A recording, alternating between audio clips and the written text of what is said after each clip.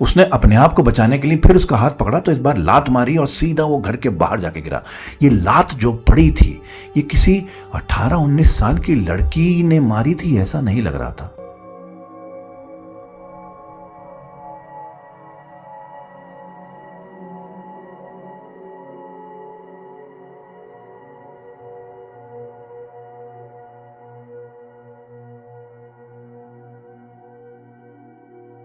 Nineteen 52 के monsoon में एक फैमिली 5 लोगों की टांगे पे चढ़ के कुछ संदूक, कुछ सामान और कुछ यादों के साथ लखनऊ कैंट के गवर्नमेंट ऑफिसर्स के एक बंगलों में शिफ्ट होती है। कुछ होप्स के साथ, कुछ उम्मीदों के साथ। ये बात तब की है जब इंडिया को इंडिपेंडेंस मिले कुछ ही साल हुए थे, तो कॉलोनीज और घर बस रहे थे। लोग उस ट्रॉमा से, पार्टीशन के ट्रॉमा से बाहर आके अब फाइनली कुछ एक जिंदगी बसर करने की तरफ बढ़ रहे थे। और इसी के चलते गांव से लोग निकल निकल के शहरों की तरफ आ रहे थे, नौकरी की तलाश में, काम की तलाश में। ये फैमिली भी ऐसे ही एक पानीपत के पास छोटे गांव से निकल के लखनऊ आई थी। ये कहानी है हमारी सब्सक्राइबर जया कौशल की एंसेस्ट्रल फैमिली की, जो 1952 और 53 के बीच में घटी थी। हम जया का तहे दिल से शुक्रिया करते हैं ये कहानी हमारे साथ शेयर करने के लिए, और हम उम्मीद करते हैं अपने सब्सक्राइबर, अपने लिसनर्स से कि वो इस कहानी और इस कहानी के किरदारों की रिस्पेक्ट करेंगे जैसा कि हम करते हैं। और इसी के चलते हमने जया की फैमिली के सारे मेंबर्स के नाम चेंज कर दिए हैं एज पर हर रिक्वेस्ट। आइए सुनते हैं आज की कहानी। ये कहानी जया की दादी ने सुनाई। ये कहानी जब की है जब जया की दादी कमला देवी कुल 8-9 साल की थी। 1940s में जब वो 8-9 साल की थी, उनके पेरेंट्स बैक टू बैक की डेथ हो गई। उस वक्त कोई कंटेजियस डिजीज हुआ था जिसके चलते दोनों ही पेरेंट्स की बहुत जल्दी एकदम से डेथ हो गई। और वो इसलिए भी क्योंकि उस टाइम मेडिकल सर्विसेज या मेडिकल फैसिलिटीज़ ऐसी थी नहीं, और क्योंकि इंडिया इंडिपेंडेंट भी नहीं था तो इंडियंस को ज़्यादा मेडिकल फैसिलिटीज़ वैसे भी नहीं मिलती थी। कमला देवी के एक बड़े भाई थे राजेंद्र, जो उस वक्त तकरीबन 18 साल के थे, और एक छोटी बहन विमला जो उस वक्त 4 साल की थी। पेरेंट्स की डेथ के बाद अब तीनों बच्चे एक दूसरे का सहारा थे, और राजेंद्र क्योंकि 2 छोटी बहनों के बड़े भाई थे तो कहीं ना कहीं एक ऑटोमेटिकली जिम्मेदारी राजेंद्र पे थी। पेरेंट्स की डेथ के बाद तीनों बच्चों को पानीपत भेज दिया गया किसी डिस्टेंट रिलेटिव के यहाँ रहने के लिए। राजेंद्र उस वक्त पढ़ भी रहे थे और गवर्नमेंट एग्जाम के लिए, गवर्नमेंट जॉब के एग्जाम के लिए तैयारी भी कर रहे थे। तो जाहिर सी बात है जब इतना बड़ा ट्रॉमा किसी के पर आए जिसमें दोनों पेरेंट्स बैक टू बैक की डेथ हो जाए तो आसान नहीं होता। लेकिन राजेंद्र एक रिस्पॉन्सिबल लड़के थे, तो उन्होंने दोनों बहनों की जिम्मेदारी, काम करना, पढ़ाई करना और at the same time government exam के लिए तैयारी करना सब अपने ऊपर ले लिया। दोनों बहनों को भी रियलाइज हुआ कि कहीं ना कहीं राजेंद्र पर बहुत बोझ आ रहा है, तो दोनों बहनों ने एक दूसरे को कहीं ना कहीं सहारा देने का फैसला किया, और ऐसे ही तीनों की जिंदगी गुजरने लगी। कुछ साल बीते, राजेंद्र तकरीबन 21 साल के रहे होंगे, तब उन्होंने अपने आगे की पढ़ाई भी पूरी करी।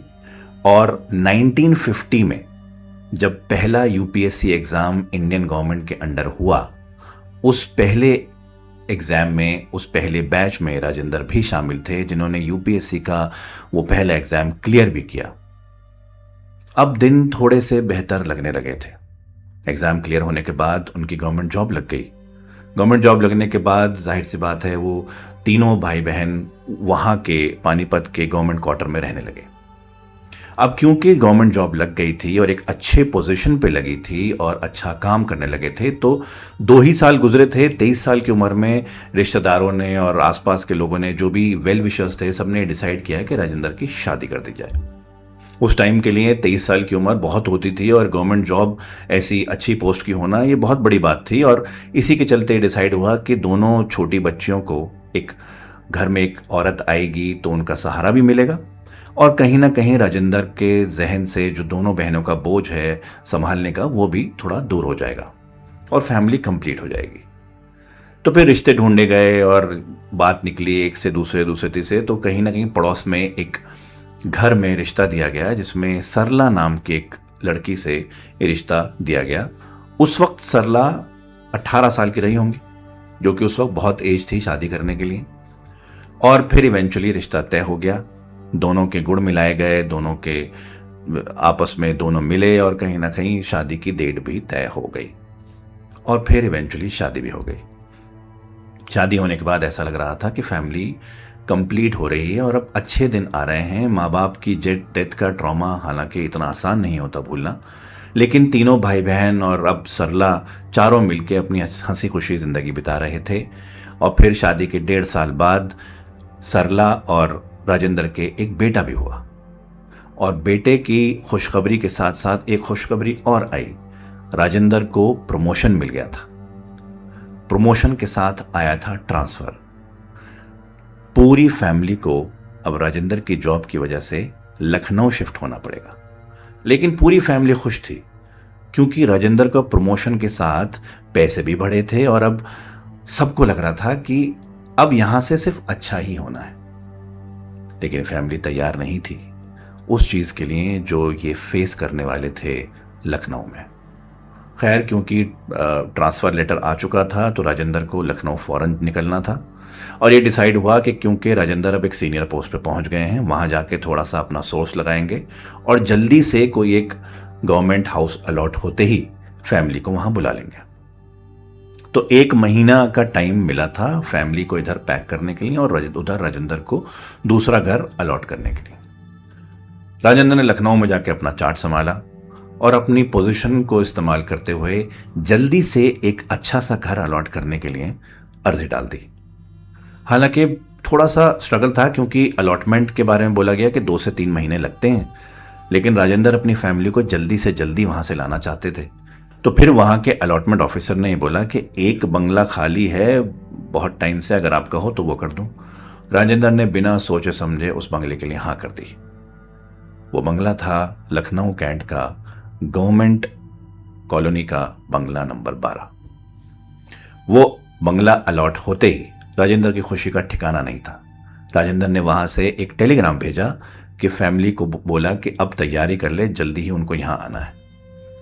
राजेंद्र इतने एक्साइटेड थे अपनी फैमिली के आने के लिए और नए घर में शिफ्ट होने के लिए कि एक शाम को ऑफिस के बाद राजेंद्र ने फैसला किया कि वो घर जाके सिर्फ बाहर से देखेगा। चाबी अभी तक मिली नहीं थी, अलॉटमेंट लेटर पे सीनियर ऑफिसर के साइन बाकी थे, पर वो भी 1-2 दिन में हो जाने थे। अब एक्साइटमेंट में राजेंद्र उस घर के पास पहुंच गया था। बाकी सारे घर में कोई ना कोई रहता था, लेकिन ये घर बिल्कुल बंद पड़ा था, जैसे मानो बहुत टाइम से इस घर में कोई भी रहा नहीं, जो कि किसी भी गवर्नमेंट बंगले के लिए थोड़ा अनयूजुअल था।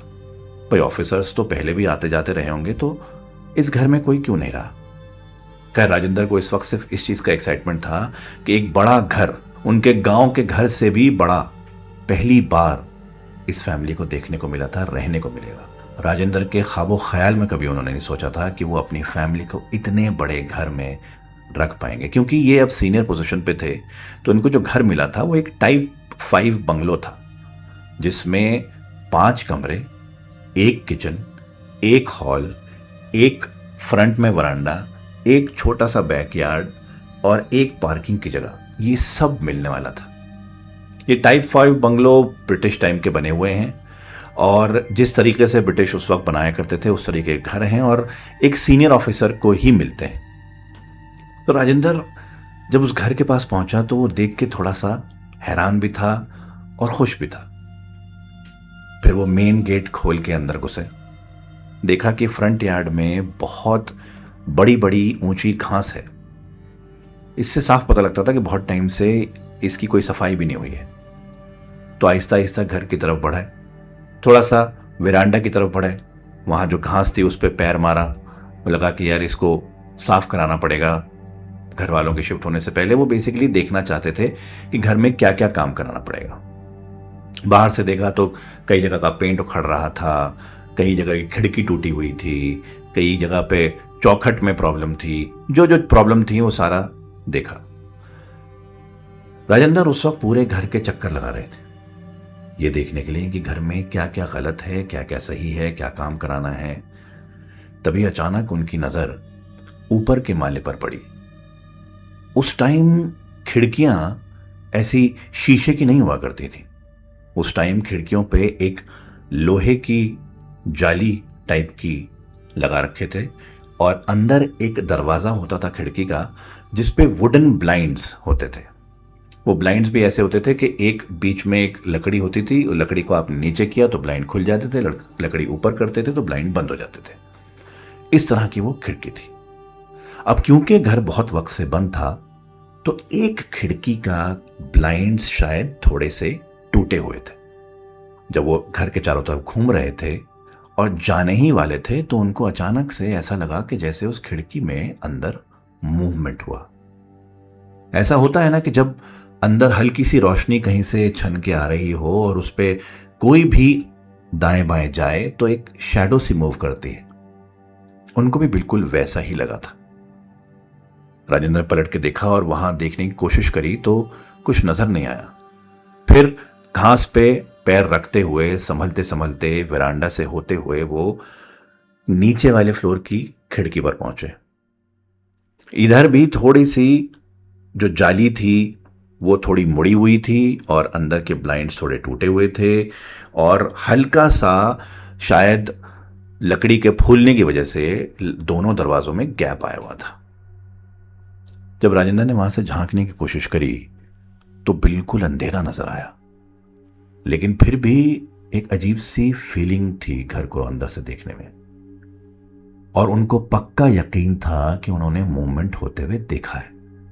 सबसे पहला ख्याल ये आया कि कहीं ऐसा तो नहीं कि कोई अंदर चोरी से रह रहा है इलीगली, क्योंकि घर बहुत टाइम से बंद है तो हो सकता है कोई घुस गया हो।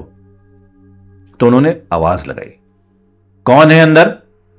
बाहर आ जाओ, मैं घर का मालिक हूं, नहीं तो अच्छा नहीं होगा। Complete silence. अंदर से कोई जवाब नहीं, कोई सुनगुन नहीं, कोई आहट नहीं, कोई आवाज नहीं। फिर अंदर से हल्की सी हवा से चलने की आवाज आई, जैसे हल्की सी कुछ एक हवा की मूवमेंट हुई हो। तो उन्होंने वहीं पे कान लगा के सुनने की कोशिश करी और फिर से आवाज दी, कौन है? हवा के साथ जैसे सिर्फ दो अल्फाज उनके कान में पड़े हों, चला जा, चला जा।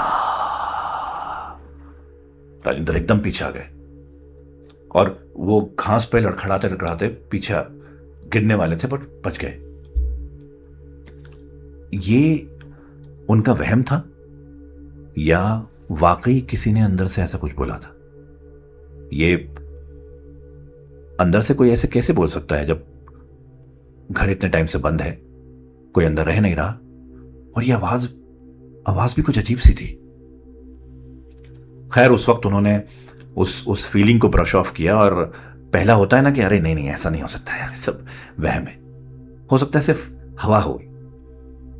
इस तरह से ये फीलिंग ब्रश ऑफ करके वो बाहर आए। एक बार फिर घर को मुड़ के हुए देखा और ये डिसाइड किया कि अगले दिन ही अर्जी डाली जाएगी इस घर की मरम्मत के लिए, क्योंकि अभी इस घर में बहुत काम बाकी है। घर वालों के आने से पहले ये सारा काम होना जरूरी है। लेकिन वो नहीं जानते थे कि जिस फीलिंग को इग्नोर करके वो पीछे आए हैं, यही फीलिंग अगर वो उस वक्त इग्नोर ना करते तो उनकी फैमिली के साथ वो सब नहीं होता जो आगे हुआ। अगले दिन राजेंद्र ने ऑफिस में थोड़ी सी छानबीन करने की कोशिश करी कि ये बंगला आखिर क्यों इतने टाइम से बंद है और किसी को अलॉट क्यों नहीं हुआ।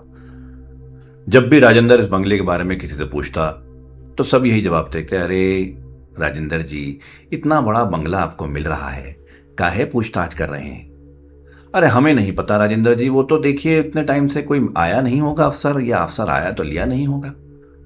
लेकिन राजेंद्र ने कुछ नोट किया, जब भी वो उस कॉलोनी के बंगला नंबर 12 के बारे में लोगों से पूछता तो लोग एक दूसरे की तरफ ऐसे ग्लांस करते, ऐसे देखते, आंखों ही आंखों में कुछ ऐसा इशारा करते जैसे उनको पता कुछ है लेकिन बताना नहीं चाहते।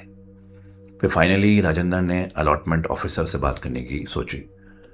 पहले तो उन्होंने बात शुरू करी कि यहाँ पर काम बहुत है, बहुत सारी चीज़ें करानी हैं, मैं एप्लीकेशन लिख के दे दूंगा आपको, आप एप्लीकेशन आगे बढ़ा देना, मेरी फैमिली आ रही है कुछ दिनों में, उनसे पहले काम होना है, वगैरह वगैरह।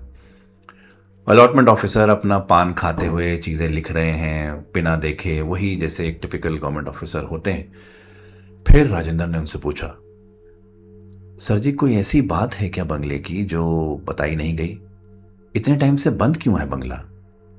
जैसे ही ये बोला, वो पान खाते हुए अलॉटमेंट ऑफिसर अचानक से उनकी तरफ देखा, जैसे एक अजीब सी हैरानी वाले या परेशानी वाले फेस में। फिर एकदम से सब चीज़ें ब्रश ऑफ करके, अरे राजेंद्र जी कुछ नहीं है, सब ठीक है, वो होता ये है कि बंगला कुछ टाइम बंद रहा, ख़राब हो गया, इसलिए कोई भी आके उसको पसंद नहीं करता, अलॉट नहीं हुआ, बात टाल दी गई। लेकिन राजेंद्र को शायद इंटरनली थोड़ा सा शक हो गया था, पर इस शक का इस वक्त कुछ हो नहीं सकता था। इतना बड़ा घर राजेंद्र को अपनी लाइफ में पहली बार रहने के लिए मिल रहा था, इतना बड़ा औहदा मिला था उसको, इतनी बड़ी पोस्ट मिली थी, उन सब चीज़ों का उसको एक फ़ायदा हो रहा था। उसको ये लगा कि कोई भी चीज़ वो क्वेश्चन करेगा या ज़्यादा उसके बारे में नेगेटिव चीज़ें सोचेगा या आगे बात भी करेगा अफसर से, तो उसकी पोस्ट और उसका बंगला दोनों उससे छिन सकता है। इसलिए वो खामोश हो गया। अलॉटमेंट ऑफिसर ने एप्लीकेशन जल्दी से आगे बढ़ा दी और वर्कर्स को अलॉट कर दिया गया, वर्कर्स दे दिए गए उस घर में काम करने के लिए। काम शुरू हो गया, घास काटी गई, लॉन ठीक किया गया, पेंट हुआ, फर्नीचर जो थोड़ा बहुत इनका आ चुका था उसको लगाया गया, सारे कमरों में सफाई हुई, जाले साफ किए गए, सब चीज़ें करके धीरे धीरे घर जो है शेप में आ रहा था। फाइनली जुलाई में ये घर रहने लायक हो गया था, तैयार हो गया था, सारी चीज़ें ठीक हो गई थी। अब बस राजेंद्र को वहाँ जाके अपनी फैमिली को लखनऊ लाना था। फाइनली एक दिन राजेंद्र यहाँ से निकला, ट्रेन पकड़ी, पानीपत पहुँचा, अपनी फैमिली को सामान के साथ वापस लेके आया और शाम तक टांगे पे बैठ के संदूक के साथ, सामान के साथ, यादों के साथ वो फैमिली उस घर में आ गई थी।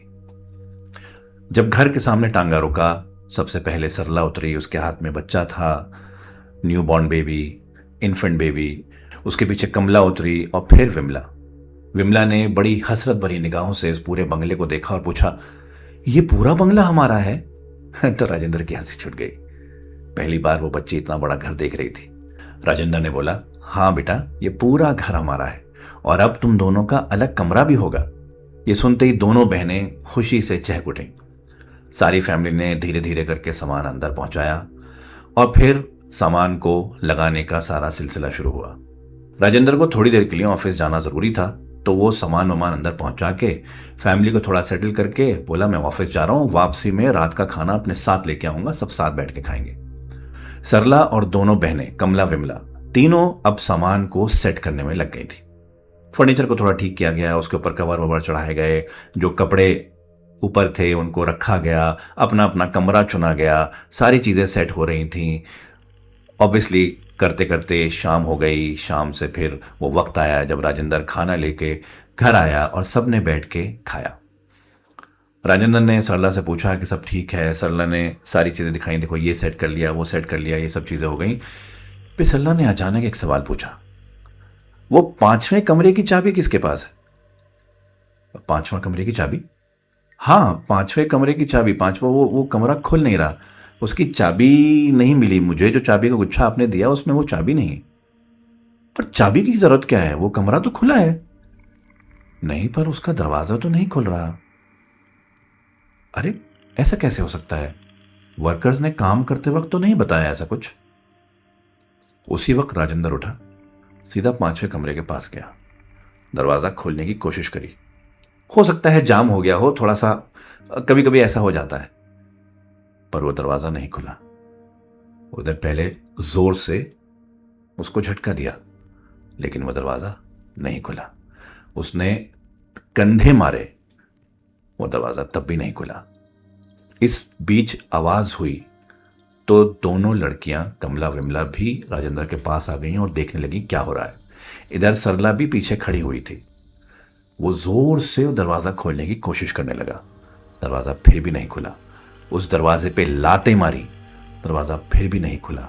उस दरवाजे पे चारों ने मिलके लातें मारी, दरवाज़ा फिर भी नहीं खुला। इस हबड़ दबड़ में वो बच्चा उठ गया, मुन्ना उठ गया। तो जैसे ही मुन्ना उठा वो रोने लगा। ऑब्वियसली सरला सीधा उसके पास उसको दिलासा देने, उसको गोद में उठाने जा रही थी कि जैसे ही सरला वहाँ पहुंची, देखा मुन्ने का जो झूला बना रखा है, जो उस टाइम एक बड़ी सी चादर लेके उसको इस तरह से यू शेप में बांध के बच्चों को उसमें लिटा दिया जाता था एक पालना बनाने के लिए, वो उसमें लिटा रखा है। और वो पालना या वो चादर ऐसे झोली की तरह हिल रही है। ये आमतौर पर जब होता है, जब बच्चे को सुलाना होता है तो कोई उसको पकड़ के ऐसे हिलाया करता था और बच्चा ऐसे झूलते झूलते सो जाया करता था।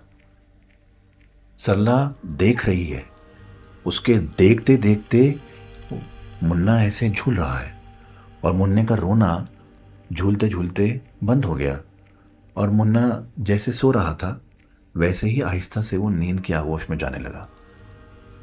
ये देख के सरला थोड़ी सी हैरान हो गई कि उसने तो नहीं हिलाया और ना ही कोई ऐसी हवा इतनी तेज कोई कमरे में आ सकती है कि वो हिला दे, और ना ही इतना छोटा बच्चा खुद अपने झूले को हिला सकता है। तो उसने विमला को आवाज दी, अरे विमी, तू यहां आई थी क्या मुन्ने के पास? नहीं भाभी, मैं तो नहीं आई। तो सरला सोच में पड़ गई।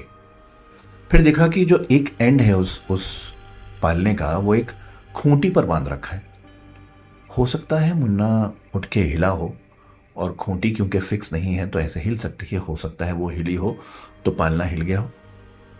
ये फीलिंग उसने फिर से ब्रश ऑफ करी और उसने मुन्ने को उठाया और अपने गले से लगा लिया। लेकिन उधर राजेंद्र से वो दरवाज़ा नहीं खुला। आखिरकार हार के वो वापस आया। उसने बोला कि अगले दिन मुझे कुछ वर्कर्स को बुलाना पड़ेगा और तभी शायद वो उसको दरवाजे को तोड़ पाएंगे, क्योंकि अजीब बात है, ताला लगा नहीं है लेकिन ये दरवाज़ा खुल नहीं रहा, और न अगर ताला लगा भी है तो गुच्छे में इसकी कोई चाबी नहीं है। खैर, ये डिसाइड हुआ कि सबके सब हॉल में सोएंगे, क्योंकि अभी कमरे पूरी तरह सेट नहीं थे और कुछ फर्नीचर इनके पानीपत से आना बाकी था अभी। तो सारे के सारे वहीं खाना खा के गद्दे वद्दे बिछा के हॉल में वो खिड़कियां खोल के जो वरांडा में खुलती थी सो गए। सुबह जल्दी उठने का रिवाज था, तो एटलीस्ट कमला और सरला जो हैं सुबह 5-5:30 बजे के आसपास उठ जाया करती थी। विमला क्योंकि छोटी बच्ची थी तो थोड़ा और सो जाया करती थी, और कुछ देर बाद राजेंद्र भी उठ जाया करते थे और सब मिलके नाश्ता वाश्ता करके सब अपना दिनचर्या शुरू करते थे। सरला और कमला उठे। सरला थोड़ी देर के लिए मुन्ने को सोता देख के बाहर की तरफ गई। बाहर का थोड़ा सा सुबह सुबह की हवा अपने अंदर ऐसे एक फ्रेश एयर ब्रीथ करने के लिए, और कमला दूसरी तरफ गई, शायद उसको फ्रेश होने जाना था कि अचानक वो चिल्ला पड़ी, भाभी भैया, घर में कोई घुस आया था रात को, जल्दी आओ, भाभी भैया जल्दी आओ। जैसे ही ये आवाज़ सुनी सरला अंदर भागी। सबसे पहले बच्चे को देखा, मुन्ना सो रहा था आराम से। पहले सांस में सांस आई, फिर उस तरफ गई जहां से कमला ने आवाज़ दी थी, और इतने राजेंद्र भी उठ गया था। राजेंद्र उठ के भी उधर गया, और इतने विमला भी इस मार्ग में उठ गई थी, तो आंखें मलती हुई वो भी वहां पहुंची जहां पर कमला खड़ी थी। कमला खड़ी थी उस 5वें रूम के दरवाजे के सामने, और अब वो दरवाज़ा खुला हुआ था। रात में अचानक अपने आप ये दरवाज़ा कैसे खुल गया किसी को नहीं पता था। राजेंद्र के मन में ख्याल आया कि शायद कोई था जो अंदर अपने आप को बंद करे हुए था चोरी के इरादे से, और रात में दरवाज़ा खोला होगा, बाहर आया होगा, कुछ चुरा के भाग गया होगा। तो सबसे पहले सबने सामान चेक किया। वो संदूक चेक किया जो हॉल में जहां वो सो रहे थे वहीं रखा गया था, जिसमें थोड़े जेवर थे। जब वो खोला तो वो भी ठीक था, कोई प्रॉब्लम नहीं थी। कमरे में, सारे कमरों में गए, जो अलमारियां, जो चीज़ें आ गई थीं उसमें चेक किया, सब ठीक था, चोरी कुछ नहीं हुआ था। तो फिर ये अचानक रात में इस कमरे का दरवाज़ा जो 3 लोग 4 लोग मिलकर नहीं खोल पाए थे, सारी पावर सारा कुछ लगा लिया था तब भी नहीं खुला था, अचानक कैसे खुल गया? ये दरवाज़ा खुल तो गया था, लेकिन इनमें से कोई भी नहीं जानता था कि दरवाज़ा किसने खोला और आखिर क्यों खोला। ये बात वाकई अजीब थी कि जो दरवाज़ा उनसे सब लोगों से मिलकर नहीं खुला था, वो रात में अचानक खुल गया। सारा सामान भी सब सही था, सब कुछ अपनी जगह पे था, लेकिन फिर भी दरवाज़ा खुला हुआ था। फाइनली ये डिसाइड हुआ कि अंदर जाकर देखा जाएगा कि कमरे में आखिर ऐसा क्या है और कमरा है कैसा, क्या क्या चीज़ें हैं। और क्योंकि कमरा अंधेरे में था तो राजेंद्र ने सबसे पहले अंदर जाने का फैसला किया। राजेंद्र धीरे धीरे अंदर एंटर हुआ। कमरा बिल्कुल डार्क था। उसकी एक दूसरी दीवार पर खिड़की थी जो पीछे वाले वरांडा में खुलती थी, लेकिन वो इस वक्त बंद थी, इसलिए बिल्कुल ही अंधेरा था। राजेंद्र जब अंदर गया और सीधा उस दीवार के पास जाके खिड़की खोली, फाइनली रोशनी अंदर आई। तब सब ने मिलकर कमरे को अच्छे से देखा। उस कमरे में ऑलरेडी कुछ फर्नीचर रखा हुआ था जो शायद वो लोग छोड़ के गए थे जो पहले यहां रहते थे। पर क्यों? लेकिन इस वक्त ये सवाल जरूरी था कि इस कमरे का अंदर से दरवाजा बंद कैसे था। राजेंद्र ने दरवाजा भी अंदर से चेक किया, लेकिन कुछ ऐसी चीज नजर नहीं आई कि दरवाजा अंदर से किसी चीज में फंस गया हो। खैर, सरला ने जब इधर उधर देखा तो उसको 2 फर्नीचर वहां नजर आए। एक दीवान था और एक चेस्ट ऑफ ड्रॉर था जिसमें 5 ड्रॉर्स थी, 5 दराजें थी। राजेंद्र ने कहा कि चलो ठीक है, तुम ये फर्नीचर वजह चेक कर लेना, अभी मुझे ऑफिस जाना है। तो राजेंद्र ने थोड़ा नाश्ता किया। ऑफिस निकलने से पहले सरला ने उसको बोल दिया था कि आज मैं पंडित जी के पास जाऊंगी जो पास का मंदिर है, घर में सत्यनारायण की पूजा करानी है, तो आपको मैं सामग्री लिख के दे रही हूं, आप सामग्री लेते आना सारी। तो सरला ने एक पेपर पे सारी सामग्री वगैरह लिख के राजेंद्र को दे दी। राजेंद्र वो सामग्री की लिस्ट लेके अपने ऑफिस की तरफ निकल गया। अब तीनों ने कहीं ना कहीं उस कमरे को भी चेकआउट करना था और बाकी सामान भी सारा सेटल करना था घर में।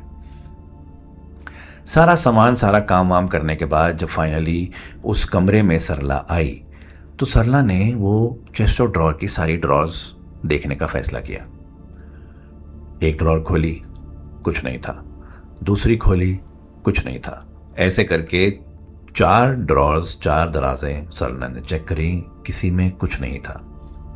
फिर सबसे नीचे वाली ड्रॉर, जो सबसे लंबी ड्रॉर थी, उसको खोला।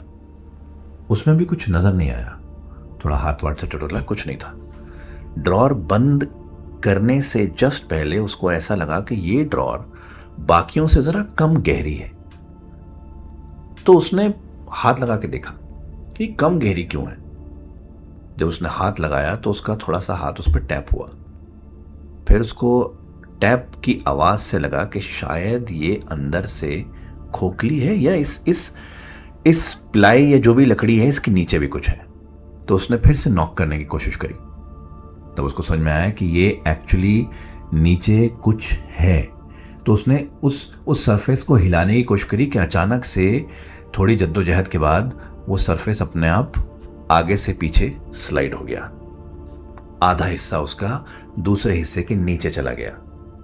ये वो उस जमाने की फर्नीचर की एक चोर ड्रॉर हुआ करती थी जिसमें अक्सर लोग अपने पैसे या अपने वैल्यूएबल्स छुपा के रखा करते थे ताकि कोई अगर ड्रॉर खोले तो उसको चीज़ें वो नज़र ना आए। वो ड्रॉर वो स्लाइड हुआ और नीचे का एक पोर्शन दिखा। सरला को ऊपर से तो कुछ नज़र नहीं आया, लेकिन उसने हाथ घुसा के टटोलना शुरू किया। अचानक उसका हाथ किसी चीज़ पे टकराया। उसने वो चीज़ थोड़ा खिसका के अपनी तरफ बाहर निकाली तो वो था एक हार्ट शेप बॉक्स। वो बॉक्स था तो वुडन का, लेकिन उस वुडन बॉक्स पे आइवरी से कार्विंग हुई, आइवरी का काम हुआ था और थोड़ा उसमें पर्ल्स का काम भी हुआ था, थोड़ी नक्काशी भी हुई थी, जैसे किसी उस टाइम की बड़ी लेडी या कोई ऐसी अमीर या कोई ऐसी नवाब या कोई ऐसी लेडी जिनके पास प्रेशियस चीज़ें होती हैं, जिनके पास कीमती चीज़ें होती हैं, उसको रखने का बॉक्स हुआ करता था। कश्मीरी दिखने वाला एक महंगा बॉक्स, वैसा बॉक्स था, हार्ट शेप। वो बॉक्स बड़ा कीमती लग रहा था देखने में। उस बॉक्स को पहले तो वो थोड़ा सा निहारने लगी, देखने लगी कि इतना कीमती बॉक्स यहाँ पर इस फर्नीचर में क्या कर रहा है।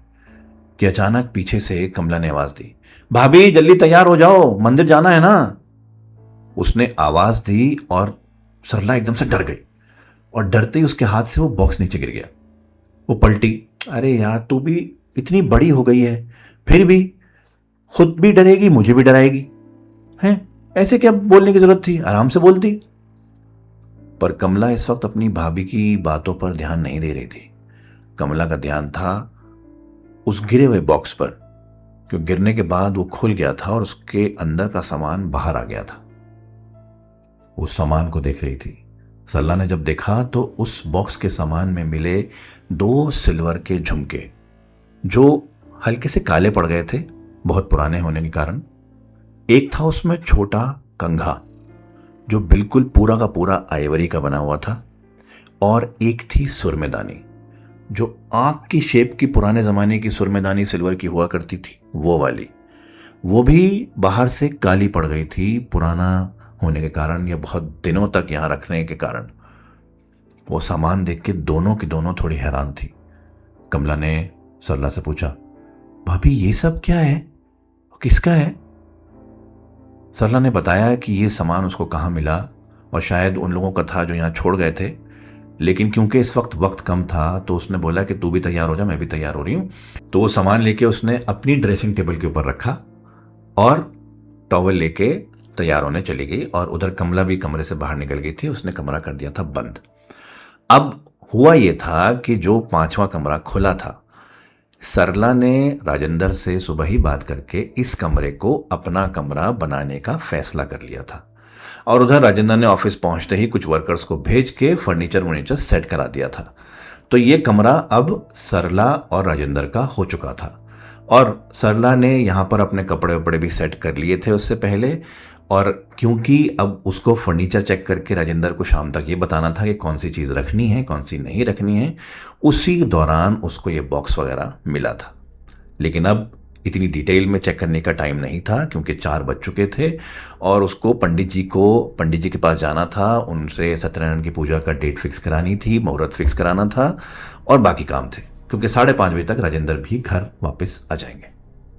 खैर वो तैयार होने गई, तैयार होकर बाहर आई तो उसको अपने बाल सेट करने थे, बाल बनाने थे। तो उसको याद आया कि अभी उसी बॉक्स में एक बड़ा खूबसूरत सा पर पुराना सा कंघा मिला है, जो कि उसने ड्रेसिंग टेबल पे रखा है।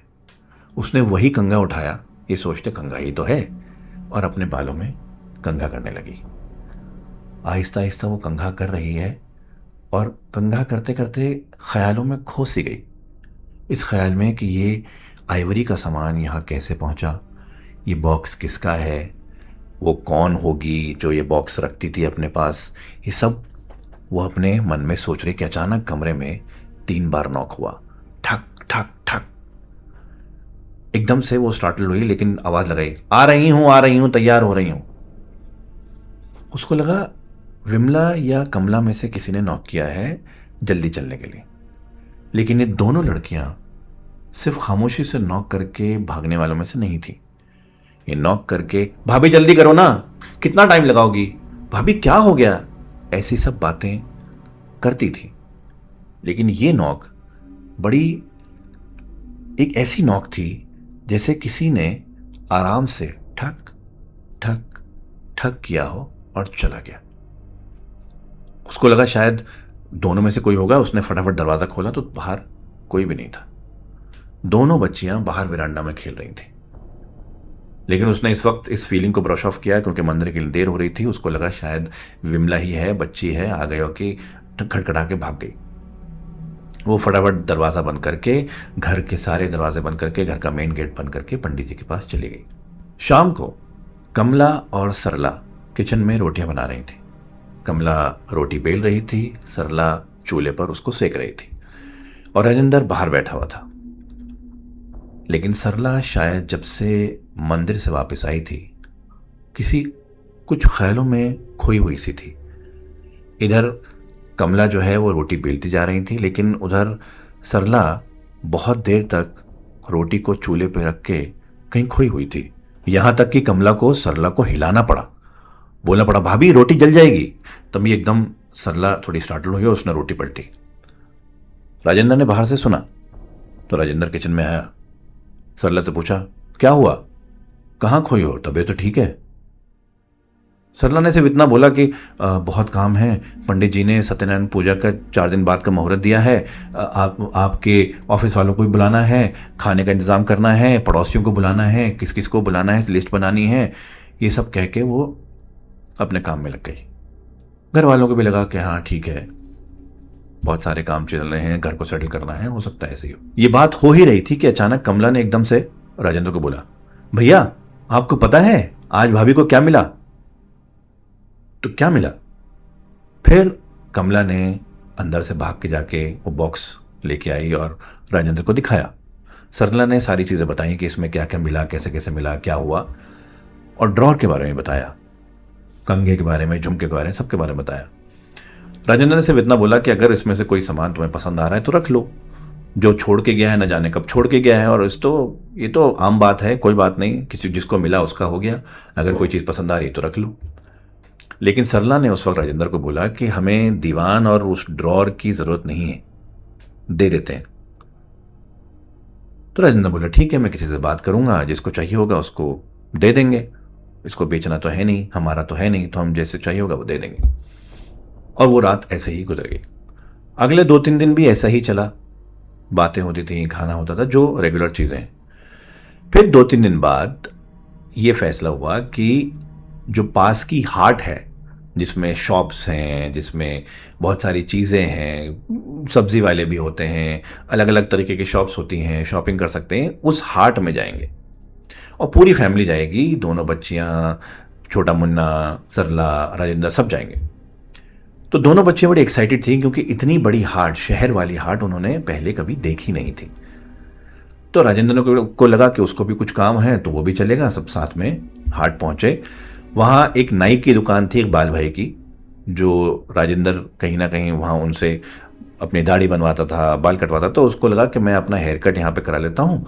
और उसने सरला को कुछ पैसे दिए और बोला कि जो भी शॉपिंग करनी है तुम्हें हाट से बच्चों को लेके जाके कर लो।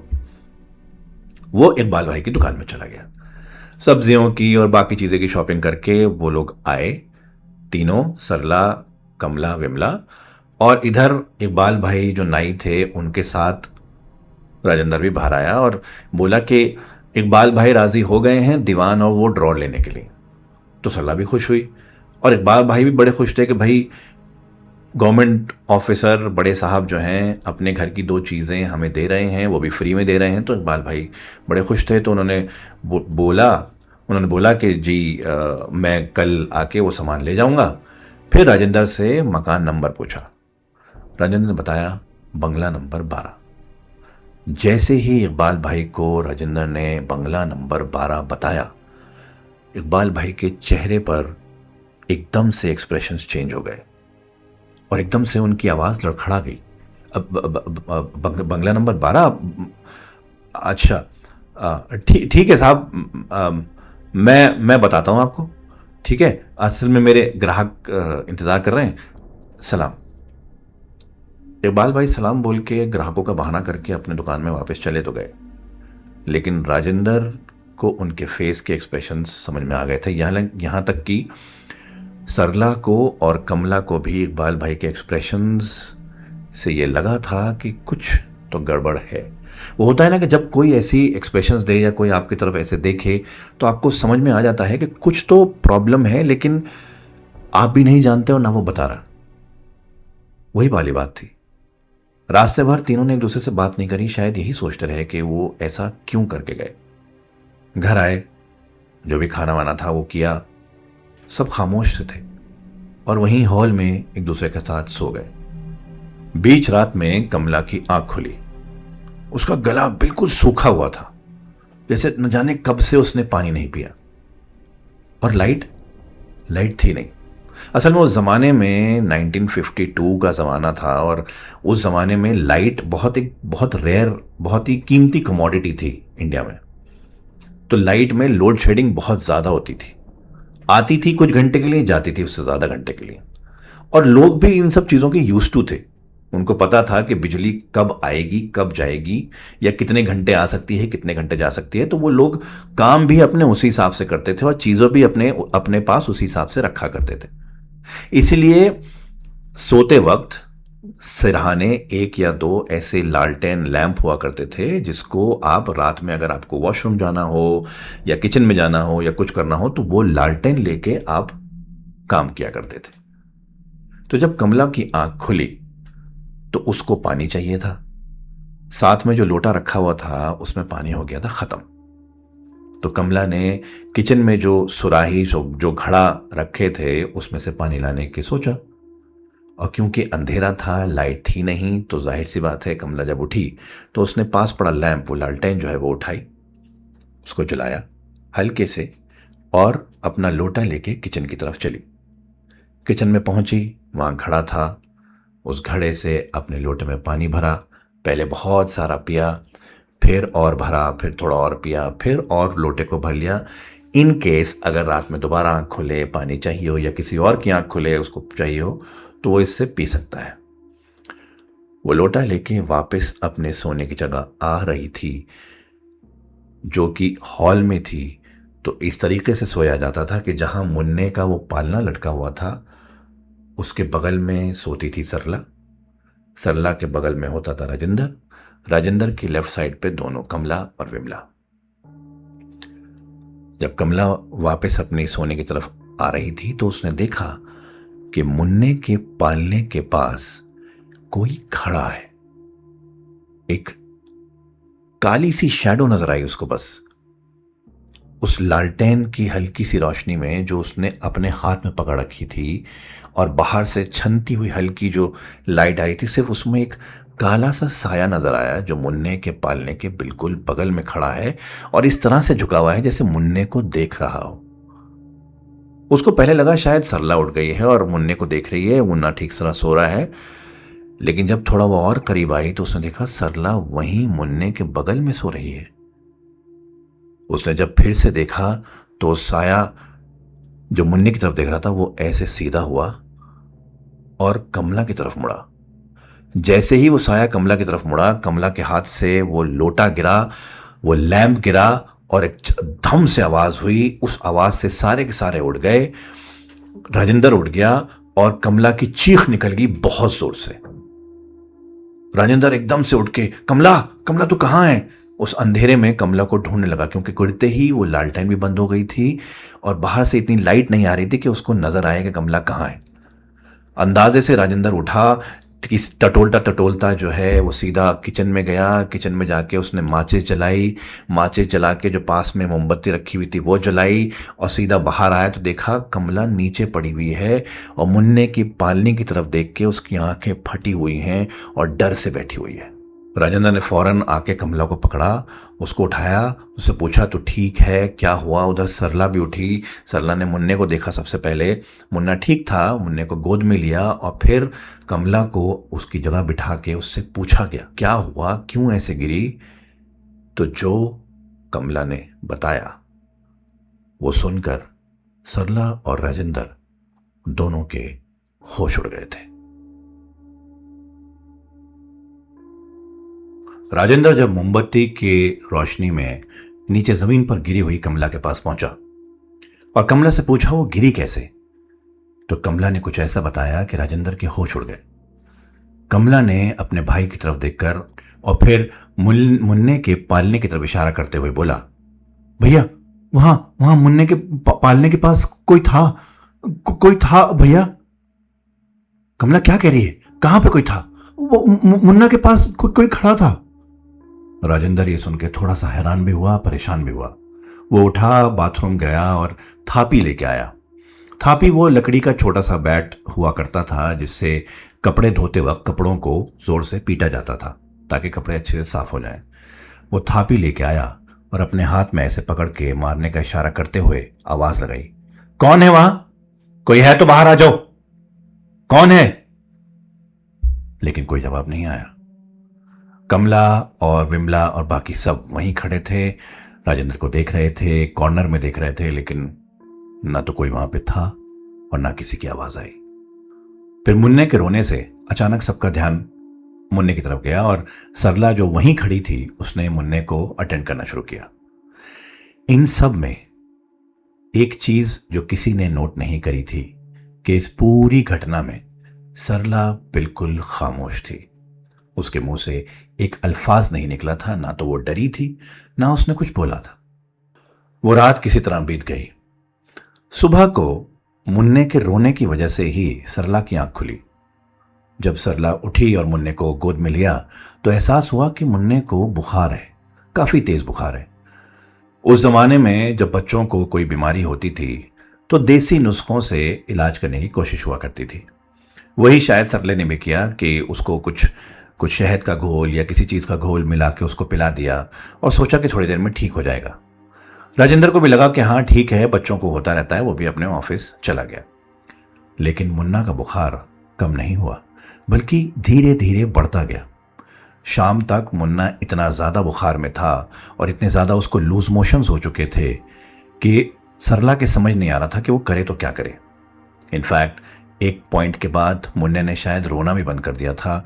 उसको दिन में तकरीबन 15 बार लूज मोशन हुए थे। बुखार उसका शायद इतना तेज़ था कि वो सरला उसको समझ में नहीं आ रहा था कि बुखार कम करे तो कैसे करे। जब राजेंद्र घर आया और उसने सरला को वहाँ बैठ के रोते हुए देखा और कमला विमला बगल में बैठ के वो भी एक तरह से रो ही रही हैं, तो एकदम से परेशान हुआ। उसने सरला से पूछा और जब मुन्ने को की हालत देखी तो सब पर भड़क गया कि पहले से वो डॉक्टर के पास क्यों नहीं गए या डॉक्टर को क्यों नहीं बुलाया। एकदम से राजेंद्र उठा और जो कॉलोनी में वहाँ के गवर्नमेंट ऑफिसर के जो डॉक्टर हुआ करते थे उनके पास सीधा नर्सिंग होम गया और उनके नर्सिंग होम से उनको लेके आया। अब क्योंकि राजेंद्र एक बड़ी पोस्ट पे था तो ऑब्वियसली वहाँ के लोकल डॉक्टर उनकी बात मानते भी थे, तो उसके साथ वहाँ आ गए। जब उन्होंने मुन्ने की हालत देखी और मुन्ने को चेक किया तो डॉक्टर ने बताया कि मुन्ने का बुखार आज रात उतरना बहुत ज़रूरी है।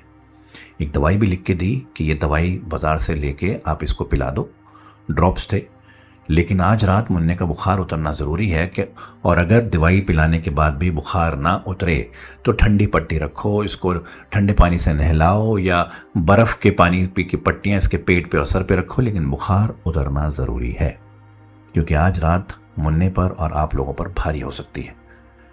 उस टाइम ना तो इतनी मेडिकेशन की फैसिलिटी थी, ना ही मेडिकल इतना एडवांस हुआ था कि ये पता लग सके एक ही झलक में कि मुन्ने को बीमारी हुई तो हुई क्या। जो दवाई लिखी थी वो राजेंद्र भाग के लेके आ गया और डॉक्टर साहब को दिखाई। डॉक्टर ने हाँ यही दवाई है। डॉक्टर को बाहर छोड़ने जा रहा था तो डॉक्टर ने राजेंद्र को बताया कि मुन्ने की हालत ठीक नहीं है, आज रात खास उसका ध्यान रखना है। पूरी रात सबने जागने का फैसला किया और मुन्ने को किसी तरह से भी बुखार ख़त्म करने का इरादा किया। ठंडी पट्टियाँ रखी गईं, उसको दवाई भी पिलाई गई, लेकिन सुबह तक भी उसका बुखार कम तो क्या बल्कि बढ़ और गया। और सुबह अचानक उसने रोना बिल्कुल बंद कर दिया था और ऐसा लग रहा था बिल्कुल पीला पड़ गया है। तो सुबह एकदम जैसे ही जब ऐसे इतनी ज़्यादा तबीयत देखी तो उसको हॉस्पिटल जाने का फ़ैसला किया। उन्होंने फटाफट वहाँ से गए, एक बड़ा हॉस्पिटल था, वहाँ मुन्ने को एडमिट किया। मुन्ना वहाँ पर एडमिट हुआ, डॉक्टर्स ने चेक करा, जो भी उनकी प्रोसेस है वो किया और अगले 3 दिन मुन्ने का इलाज कभी हॉस्पिटल में कभी घर पर इस तरह से चलने लगा। क्योंकि पहले हॉस्पिटल्स ऐसे नहीं थे कि वहाँ लगातार बच्चों को एडमिट किया जा सके या कई दिन के लिए रखा जा सके। गवर्नमेंट हॉस्पिटल में उस टाइम इतनी फैसिलिटीज़ नहीं थी। तो मुन्ने का इलाज करके वो लोग घर ले आते थे, फिर अगले दिन हॉस्पिटल लेके जाते थे, फिर इलाज करा के घर लाते थे। इस तरह से प्रोसेस चलने लगा। लेकिन तीसरे दिन मुन्ने की तबीयत ठीक होने के बजाय इतनी बिगड़ गई कि जब सरला ने मुन्ने को उठाया और उसको दवाई पिलानी चाहिए तब उसने नोट किया कि मुन्ने की सांसें बंद हो चुकी हैं। मुन्ना अब नहीं रहा था। पैनिक में वो चिल्लाई।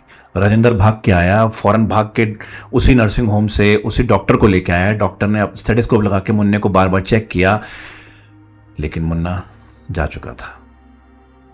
मुन्ना इस दुनिया में नहीं था। वैसे तो राजेंद्र, कमला और विमला ने अपने फैमिली में डेथ्स देखी थी, लेकिन सरला एक 19-20 साल की लड़की थी जिसने अपने फर्स्ट बॉर्न को खो दिया था। उसके लिए ट्रॉमा बहुत बड़ा ट्रॉमा था। वो बिल्कुल खामोश हो गई।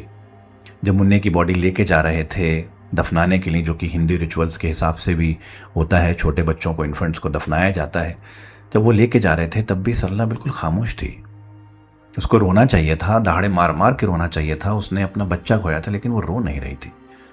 बस जैसे अंदर एक खालीपन सा आ गया था। उस दिन के बाद से उस फैमिली में शायद कुछ भी ठीक नहीं हुआ। सरला ने सबसे बात ऑलमोस्ट बंद ही करती थी, रोबोट की तरह काम करने लगी थी। खाना बनाती थी, खाना खाती थी, सुबह उठती थी, सफाइयाँ करती थी, घर के सारे काम कर रही थी, लेकिन बात नहीं करती थी। उधर राजेंद्र की भी हालत कुछ ठीक नहीं थी। उसने शराब पीनी शुरू कर दी थी। शायद उसके ऊपर भी एक बच्चे को खोने का ट्रॉमा बहुत बहुत लगा था। इस बीच कमला और विमला फिर से दो बहनें ऐसी जो एक दूसरे का ख्याल रखने पर मजबूर हो गई थी, क्योंकि उनके भैया और भाभी ना इस हालत में थे और ना इस कुव्वत में थे कि उनका ख्याल रख सकें। लेकिन कमला ने सरला की बिगड़ती तबीयत सबसे पहले नोट करी थी। एक दिन ऐसे ही कमला जब कमरे में आई तो उसने देखा कि सरला किचन में खड़ी है, उसके बाल खुले हुए हैं। ये ऐसा कभी उसने देखा नहीं था कि किचन में खड़े होके वो बाल खोल के खड़ी हो। और पहली बार ऐसा हुआ था कि सरला के बालों से एक अलग तेल की खुशबू आ रही थी। आमतौर पे सरला सरसों का तेल लगाया करती थी, जिसकी एक पेक्यूलियर स्मेल होती है, जो सब अब यूज्ड टू हो चुके थे कि वो हर रोज अपने बालों में एक सरसों का तेल लगाती है। लेकिन उस दिन उसने कुछ अलग खुशबू वाला तेल लगा रखा था। बाल खुले हुए थे, जैसे बहुत देर बैठ के बनाए हों अच्छे से, और कुछ गुनगुना रही थी। पहली बार उसको गुनगुनाते सुना था। कमला ने पीछे से आवाज दी, भाभी। जब सरला मुड़ी तो उसके चेहरे पे एक अजीब सी स्माइल थी। ये स्माइल कोई प्यार वाली, मोहब्बत वाली या सिर्फ देखने वाली स्माइल नहीं थी। ये स्माइल ऐसी थी जैसे कोई एक वहशत हो उसकी स्माइल में। और फिर कमला ने नोट किया कि सरला ने वही सिल्वर के झुमके पहन रखे हैं जो उस हार्ट शेप बॉक्स से मिले थे। और जब वो कमला की तरफ देखती है तो कमला ने सिर्फ झुमके ही नोट नहीं किए, उसने वो अपनी आंखों में पहली बार सुरमा लगा रखा था, शायद उसी सुरमेदानी से जो उस हार्ट शेप बॉक्स में मिली थी। कमला ने जब ये देखा तो अपनी भाभी से आमतौर के तरीके से उसने पूछा, भाभी आज ये वाले झुमके पहने? ये बोलना था कमला का, और सरला जैसे हवा की तेजी से, बहुत तेजी से उसकी तरफ भागती हुई आई, उसके बाल पकड़े और एकदम से खींच के उसके गर्दन के साथ नीचे ऐसे कर दिए, और बड़े रूड, बहुत ही गुस्से के तरीके से बोली, मैं कुछ भी पहनूं? तुझे क्या है? तू बताएगी मुझे क्या पहनना है? साली कमीनी, चल अपना काम कर, वहां कपड़े पड़े हैं, उसको धो दे और सुखा दियो, और खबरदार इसके बारे में कुछ भी कहा तो। उसका बाल ऐसे छोड़े और उसको धक्का दे दिया। कमला शॉक थी।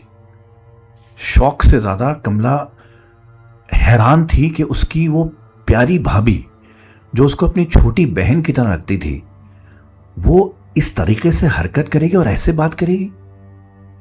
कुछ समझ नहीं आया ये हुआ कैसे और क्यों। जब राजेंद्र शाम को आया तो उसके मुंह से फिर से शराब की बू आ रही थी। कमला ने उसकी हालत देखी और अपनी भाभी की इस हरकत को ना बताना ही सही समझा, लेकिन वो किसी के साथ शेयर करना चाह रही थी, तो उसने विमला से बात करी। विमला, तुझे भाभी कुछ बदली बदली नजर नहीं आती? हाँ, क्यों, क्या हुआ? उन्होंने मुझे आज पहली बार मारा। मैंने भाभी को ऐसे कभी नहीं देखा। सरला बिल्कुल बदल चुकी थी और ये बात कमला और विमला समझ गए थे। दिन ऐसे ही गुजरने लगे और सरला का गुस्सा दिन ब दिन बढ़ता जा रहा था, लेकिन राजेंद्र के आने के बाद वो एकदम से चेंज हो जाती थी, जैसे उसकी दो पर्सनालिटीज हो गई हों। राजेंद्र के ऑफिस जाने के बाद और राजेंद्र के घर आने के बाद ये दो अलग पर्सनालिटीज थी। वैसे तो विमला छोटी थी, लेकिन विमला शायद कमला से थोड़ी ज्यादा समझ चुकी थी कि जितना ना बात की जाए इस वक्त सरला से उतना बेहतर है, लेकिन फिर भी थी तो बच्ची ही। एक दिन कमला वरांडा में कपड़े सुखा रही थी और अचानक से उसको विमला की रोने की, चीखने की, चिल्लाने की आवाज़ आई। जैसे ही वो अंदर पहुंची उसने देखा कि विमला एक कोने में किचन में बैठी है और अपना हाथ पकड़ रखा है। सरला ने गरम गरम चिमटा चूल्हे से उठा के सीधा विमला के हाथ पे लगा दिया था और बड़े बदतमीजी, बड़े करख्त लहजे में विमला से बोल रही थी, तू पूछेगी मुझसे? हाँ, तू पूछेगी कि खाने में क्या बनेगा? मैं बताऊं तुझे? तुम दोनों महारानियों की सेवा करने के लिए बैठी हूं मैं। खबरदार अपने भैया से इसके बारे में कुछ बोला, इससे ज्यादा बुरा हाल करूंगी। चलो दोनों यहां से, काम करो, काम चोर कहीं की। ये सुनकर दोनों बहनें सहमती हुई वहां से निकल गईं। उनकी प्यारी भाभी, जो उनको अब तक बड़े सहेज के बच्चों की तरह संभालती हुई आई थी, आज पहली बार उसने इतने गंदे लहजे में बात करी थी और गरम जलता हुआ चिमटा हर्ट करने के इरादे से विमला के हाथ पे लगाया था। लेकिन अभी भी राजेंद्र से कुछ भी बात करना दोनों को ठीक नहीं लगा।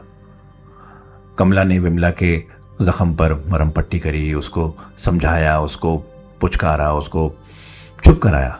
बहुत ज़ारो कतार रो रही थी और दोनों बहनें अपने काम में लग गईं। दिन जैसे जैसे गुजरने लगे, राजेंद्र और सरला दोनों की हालत दिन ब दिन खराब होती जा रही थी। पर एक दिन राजेंद्र अचानक दोपहर में घर आ गया। किसी वजह से उसकी कोई इंस्पेक्शन होनी थी जो कि कैंसिल हो गई, तो उसके ऑफिस में छुट्टी हो गई। वो दोपहर को घर आ गया और उसने अपनी आंखों से पहली बार सरला को उस हालत में देखा जिस हालत में शायद अभी तक सिर्फ कमला और विमला ने देखा था। जैसे ही वो घर के अंदर दाखिल हुआ, देखा कि कमला और विमला एक दीवार से लगी सहमी हुई सी, डरती हुई उसकी सरला की तरफ देखते हुए रोती हुई माफ़ कर दो भाभी, माफ़ कर दो कह रही हैं। और सरला के हाथ में एक बड़ी सी मोटी सी डंडी है और उनकी तरफ उसने उठा रखी है। राजेंद्र बहुत जोर से चिल्लाया, सरला ये क्या कर रही हो? तो बजाय इसके कि सरला को गिल्ट होता या वो चुप होती या वो अपने हाथ से स्टिक फेंक देती, वो राजेंद्र की तरफ भागी और राजेंद्र की तरफ स्टिक उठा के उसने मारने की कोशिश करी। राजेंद्र ने उसका हाथ पकड़ा तो उसने राजेंद्र को इतनी बुरी तरह से धक्का दिया कि वो बाहर घर के दहलीज के बाहर वेरांडा में जाके गिरा।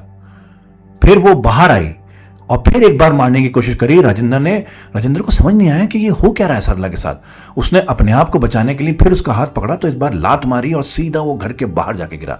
ये लात जो पड़ी थी ये किसी 18-19 साल की लड़की ने मारी थी ऐसा नहीं लग रहा था। उसको इस कदर चोट लगी थी, राजेंद्र को इतनी बुरी तरह लात लगी थी कि ऐसा लग रहा था कि कोई हट्टा कट्टा इंसान उसके सामने खड़ा है जिसने उसको बहुत बुरी तरह लात मारी है। ये सब चीख पुकार सुन के पड़ोसी भी आ गए थे। सबने देखा तो राजेंद्र को थोड़ी शर्मिंदगी भी हुई, लेकिन वो किसी तरह से उठा और जैसे ही उठा वो घर के अंदर जाने के लिए आगे बढ़ ही रहा था कि पीछे से एक धोबी पास हो रहा था। उसने ये सब देखा और फिर ये तो होना ही था इस घर में, इस घर में कोई नहीं रुक पाया, हाय भगवान बचाए, ये कहते हुए वहां से निकल रहा था। राजेंद्र ने एकदम उसको रोका, ए भाई रुको, क्या बोल रहे थे तुम? इस घर में होना है क्या? इसका क्या मतलब? अरे साहब 12 नंबर बंगला है ना ये, इसमें कोई नहीं रह पाया है, बहुत साल हो गए हमको देखते हुए। वैसे तो हम ज़्यादा जानते नहीं पर हमारी अम्मा बताती हैं। अम्मा कहाँ हैं तुम्हारी? हमारे घर पे हैं। मुझे अम्मा के पास ले चलो। है साहब आप हमारी अम्मा से मिलेंगे? हाँ मुझे तुम्हारी अम्मा से बात करनी है। राजेंद्र उस वक्त बिना सोचे समझे उसकी अम्मा से पूछना चाहता था, क्योंकि उस वक्त उसको समझ नहीं आ रहा था कि वो आखिर करे तो क्या करे, क्योंकि सरला नहीं लग रही थी। उसकी आंखों में एक वहशत आ गई थी, उसकी हरकतों में अजीब सी चीज हो गई थी। वो उसकी सरला नहीं रही थी। शायद राजेंद्र समझ गया था कि ये सिर्फ बातों से या सिर्फ ट्रॉमा की वजह से या किसी और वजह से नहीं है। इसका राज शायद इस चीज़ में छुपा है कि इस घर में इनसे पहले कौन रहता था। क्योंकि राजेंद्र ने जो सरला की आंखों में देखा था वो वही डर था, वही चीज़ थी जो उसने इकबाल की आंखों में देखी थी, वही वहशत थी जो उसने उन सब लोगों की आंखों में देखी थी जिनके सामने बंगला नंबर 12 मेंशन हुआ था जब इसको अलॉट हुआ था।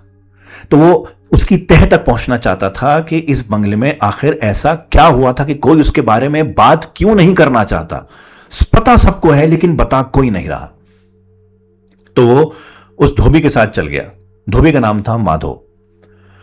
माधो को लेके सीधा उसका घर पहुंचा तो उसकी बूढ़ी अम्मा चारपाई पे बैठी हुई थी और हुक्का रख रखा था, हुक्का पी रही थी। वो सीधा एक मोड़ा लेके अम्मा के बगल में बैठा, अम्मा के घुटने पे हाथ रखा और बोला, अम्मा ये तुम्हारा बेटा माधो बता रहा था कि वो बंगला नंबर 12 के बारे में तुम जानती हो, क्या हुआ था उस बंगला में? तब अम्मा ने एक कहानी सुनाई, बंबई से आई एक मेम साहब की कहानी। हुआ यूं था कि उस वक्त से तकरीबन 13-14 साल पहले एक फैमिली यहां रहने आई थी बंबई से। साहब का ट्रांसफर हुआ था बंबई से यहां के ऑफिस में। वो साहब जो हैं अंग्रेजी सरकार में एक बड़े ओहदे पे थे, तो यहां उनको बड़ा बंगला मिला था। उनकी बीवी थी जो बड़ी बनठन के रहा करती थी, बालों में खुशबू वाला तेल लगाया करती थी, कुछ गहने वहने पहना करती थी और बड़ी बनठन के रहती थी। इतनी कि आसपास के सारे धोबी माली वगैरह जितने थे सब में मशहूर हो गया था बंबई वाली मेम साहब का घर, क्योंकि सारे काम अलॉट करना उनका ही काम था। लेकिन मियाँ बीवी में झगड़े बहुत होते थे, साहब में और मेम साहब में। इतने झगड़े होते थे कि आसपास के सारे लोगों को पता था कि इनकी शादी शायद ज़्यादा दिन टिकेगी नहीं। और यह भी देखा गया था कि साहब जो हैं वो कई रात पूरी पूरी रात घर नहीं आते हैं और पीछे वाले चौक पे जो कोठा है वहां पर तवायफ का नाच देखने जाते हैं और शराब पी के घर आते हैं और फिर मेम साहब को बहुत मारते हैं। ये सबको पता था, लेकिन कोई बात करता भी तो कैसे, बड़े साहब थे। फिर एक दिन बड़े साहब का एक्सीडेंट हो गया। किसी कंस्ट्रक्शन साइट पर गए थे, वापसी में किसी चीज से टकराए, उनकी गाड़ी टकराई और उनकी मौके पे ही मौत हो गई। और जब वो उनकी लाश घर लेके आए तो मेम साहब बिल्कुल शराब के नशे में टुन थी। वो भी शायद अपनी मां और अपना गम भुलाने के लिए रोज पिया करती थी। और जब उनकी लाश लाके घर में रखी तो बजाय इसके कि वो मेम साहब रोती, वो फूट फूट के हंसने लगी। इतनी हंसी कि लोगों को लगा ये पागल हो गई। और फिर उनका अंतिम संस्कार भी आसपास के लोगों ने ही किया साहब का। लेकिन उसके अगले ही दिन मेम साहब ने अपने कलाई काटकर 5वें कमरे में दीवान पर लेटे लेटे खुद को मार लिया था। मेम साहब अगले दिन ही चली गई थी। उसके बाद से इस घर में कोई रहा नहीं।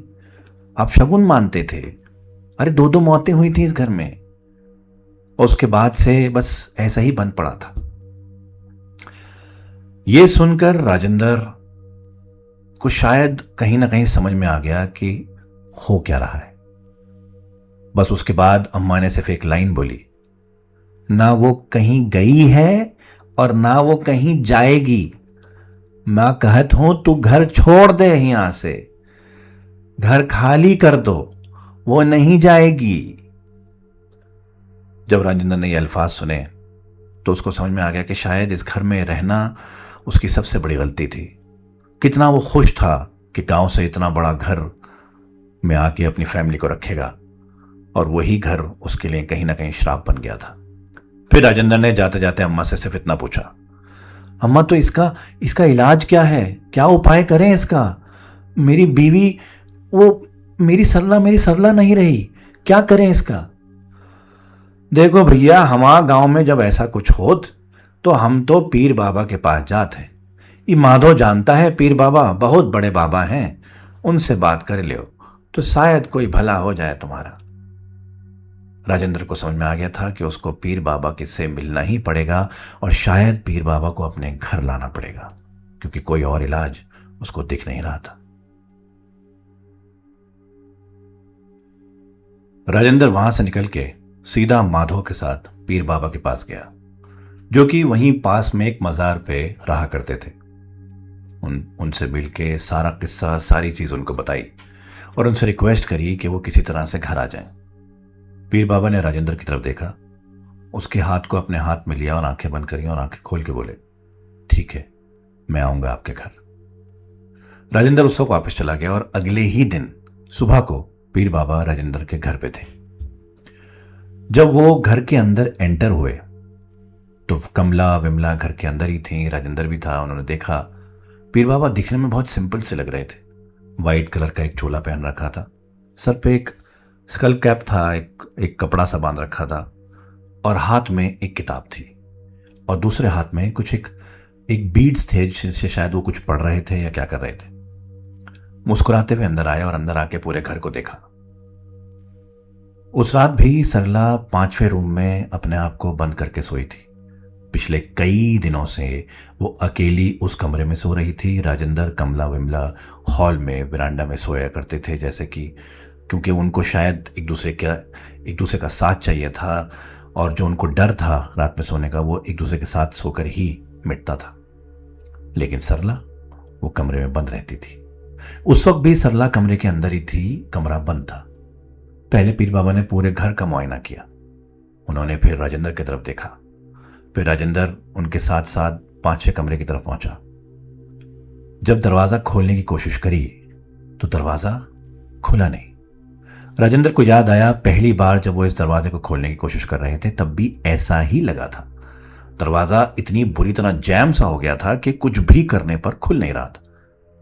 उस दिन भी वैसा ही हो रहा था।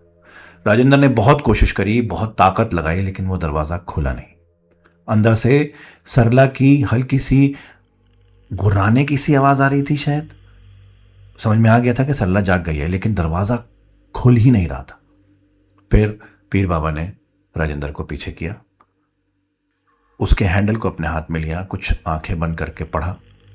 जो वो पढ़ रहे थे वो राजेंद्र को समझ में नहीं आया, लेकिन कुछ तो बहुत देर तक वो पढ़ते रहे और फिर उन्होंने एकदम से हैंडल छोड़ा तो दरवाज़ा खुल गया। थोड़ा सा झटका देने पर खुला, पर खुल गया। जैसे ही दरवाज़ा खुला देखा सरला दूसरे कोने पर दुबक के बैठी हुई है और इनकी तरफ देख रही है घूर के, एक गुस्से भरी निगाहों से। कमरे में अंदर एक अजीब सी कैफियत थी। बहुत ह्यूमिड था अंदर और ऊपर से एक अजीब सी ठंडक भी थी। कुछ अजीब सा माहौल था। अंदर आने के बाद ऐसा लगा जैसे इस दरवाजे को सरला ने ही रोक रखा था, क्योंकि वो पसीने में तर वहां पे बैठी हुई थी। जब पीर बाबा अंदर पहुंचे तो उन्होंने राजेंद्र को बोला बाहर जाने को, और कमला और विमला को भी बाहर जाने को बोला। फिर वो जब बाहर गए, पीर बाबा ने वो दरवाज़ा बंद किया और ये तीनों बाहर आ गए। इन तीनों को अंदर से थोड़ी देर के बाद कुछ अजीब सी आवाज़ें आने लगी। पहले पीर बाबा के कुछ पढ़ने की, उसके बाद सरला के चिल्लाने की, फिर सरला के रोने की, फिर चिल्लाने की, फिर पीर बाबा के कुछ पढ़ने की, जोर जोर से पढ़ने की, फिर उसके रोने की, फिर चिल्लाने की। लगातार इस तरह की आवाज़ें अंदर से आए जा रही थी। बहुत वक्त हो गया और ये सिलसिला चलता रहा, इतना कि कमला और विमला जब कोने में जाके बैठे तो एक दूसरे के कंधे पे सर रख के उनकी आंख भी लग गई थी। जब उनकी आंख खुली तो देखा कि पीर बाबा दरवाज़ा खोल के बाहर आ रहे हैं। पसीने में तर हैं वो भी, उनके चेहरे पर भी एक शिकन सी है। राजेंद्र एकदम उठ के उनके पास गया तो पीर बाबा बोले कि अभी वो सो रही हैं, उनको सोने देना, और हाँ, आज रात के बाद से ये कमरा बाहर से बंद रहेगा और आप इसका ख़ास ख्याल रखेंगे, और मैं आपसे सिर्फ एक इल्तिजा करूँगा, इस घर को जितना जल्दी हो सके छोड़ दीजिए। राजेंद्र ने सिर्फ ये सवाल किया कि सरला ठीक तो हो जाएगी ना पीर बाबा? ये तो वक्त ही बताएगा राजेंद्र जी कि वो ठीक हो पाएंगी या नहीं, लेकिन अभी जो भी आत्मा इस घर में है या जो भी चीज़ है उसकी पकड़ ढीली हुई है, पूरी तरह छूटी नहीं है। तो इसलिए आप इस घर को जितना जल्दी हो सके छोड़ देंगे। ऐसा ना हो कि वो पकड़ धीरे धीरे धीरे इतनी मजबूत हो जाए कि वो छुड़ाना नामुमकिन सा हो जाए। उस रात उन्होंने सरला को कमरे में ही छोड़ दिया और तीनों बाहर आके सो गए। अगले दिन जब कमला की आंख खुली तो उसने देखा कि सरला वरांडा में ही सोई हुई है, उसी तरीके से जिस तरीके से वो सोया करती थी। अपना दुपट्टा एक पेक्यूलियर तरीके से अपने चेहरे पर लेकर, जैसे पहले की औरतें कभी सो जाया करती थीं, कहीं उनकी आंख लग जाती थी तो वो दुपट्टा अपने सर पे रख लिया करती थी, अपने बॉडी पे बिछा लिया करती थी। उसी तरह से सरला वरांडा में सो रही है। कमला जब उठी और आहट हुई तो सरला भी धीरे धीरे उठी, आंखें मली और तीनों की तरफ देखा। उस वक्त सब उठ गए थे और बड़े प्यार से बोली, अरे आपको लेट हो गया ना, मैं जल्दी से नाश्ता बना देती हूँ, आपको ऑफिस के लिए लेट हो जाएगा नहीं तो। चलो लड़कियों, मेरी मदद करो, चलो चलो भैया के लिए नाश्ता बनाना है। उस वक्त, उस लम्हे में उन तीनों को बहुत वक्त के बाद उनकी सरला वापस दिखी थी। ये थी जया कौशल की दादी कमला देवी की कहानी, उनकी ज़बानी। जया कौशल जिन्होंने हमें ये स्टोरी भेजी, और उनकी दादी कमला देवी, जब भी वो ये कहानी सुनाती हैं, एक ऑनेस्टी से सुनाती हैं, क्योंकि सब उन्होंने अपनी आंखों के सामने होते हुए देखा है। और हम जया का तहे दिल से शुक्रिया करना चाहते हैं कि उन्होंने इतनी पर्सनल स्टोरी सिर्फ हमें भेजी। और ये कहानी आप सुन रहे थे एक्सक्लूसिवली द डर डायरीज पर। इसको स्टोरी टेलिंग पर्सपेक्टिव से रीराइट किया है मिस अनुश्री बासु ने, जो कि हमारी राइटर हैं। और आप ये कहानी एक्सक्लूसिवली सिर्फ हमारे चैनल पर ही सुन सकते हैं। और ऐसी और कहानियों के लिए अगर आप चाहते हैं कि ऐसी कहानियां सुने तो हमारे चैनल को सब्सक्राइब करें, बेल आइकन दबाना ना भूलें। और हाँ, अगर आपके पास भी आपकी कोई पर्सनल कहानी या कोई ऐसा किस्सा जो आपने सुना है तो हमें भेजना ना भूलें। आप हमें या तो ईमेल कर सकते हैं thedardairies@gmail.com पे, या फिर आप हमारे इंस्टाग्राम द डर डायरीज पर वॉइस नोट के ज़रिए या टेक्स्ट के ज़रिए हमें कांटेक्ट करके ये कहानी भेज सकते हैं। आप सुन रहे थे द डर डायरीज, मेरे यानी अहमद फराज के साथ।